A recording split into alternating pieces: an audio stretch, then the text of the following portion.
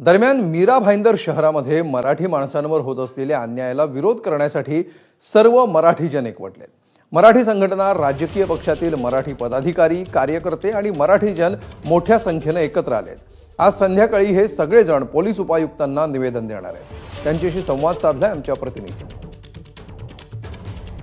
हा मराठी माणसाच्या आतला आवाज आता बाहेर येऊ लागलेला आहे आणि तो प्रतिकार करू लागलेला आहे, तो विरोध करू लागलेला आहे। हा जो अन्याय अत्याचार आतापर्यंत मराठी माणसावरती परप्रांतातून येऊन हे जे उपरे आहेत हे करत होते, त्याचा आता उद्रेक होऊ लागला आहे।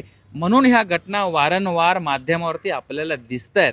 म्हणजे कुठेतरी माणूस घुसमटत होता ते आता बाहेर पडतंय।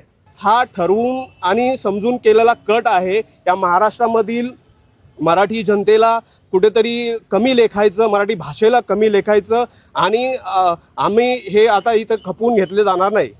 आणि आमच्या ह्या मागण्या आहेत त्या आज आम्ही लिहून घेतलेल्या आहेत, त्या माननीय उपायुक्तांना आज देणार आहोत। सर्व मराठी जनता या ठिकाणी उपस्थित राहणार आहे। तुम्ही जर लक्षात घ्याल तर मराठी माणूस कायम सहिष्णू राहिलेला आहे।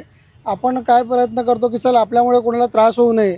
मीरा भाईंदरमध्ये अशी अनेक ठिकाणे आहेत जिथे मांस मच्छी विकायला देत नाहीत, मराठी माणसाला त्याच्या आवडीनुसार खायला मिळत नाही, राहायला मिळत नाही, जागासुद्धा मिळत नाहीत, फ्लॅटसुद्धा मिळत नाहीत, अशी अवस्था। मात्र आपण काय म्हणतो की जाऊ दे, आपण सहिष्णू राहूया, आपल्यामुळे कोणाला त्रास नको। मात्र जर असं आपल्या अंगावर येणार असेल तर चालणार नाही। 107 हुतात्म्यांनी बलिदान देऊन हा मुंबईसह संयुक्त महाराष्ट्र झालाय, त्याच्यामुळे कुठे जाऊन ही मराठी भाषा टिकली आहे। तुम्हाला एक कानाखाली मारल्यामुळे जर राग येत असेल तर 107 हुतात्म्यांनी बलिदान दिले, आम्हाला तर अंगावर यावंच लागणार मग।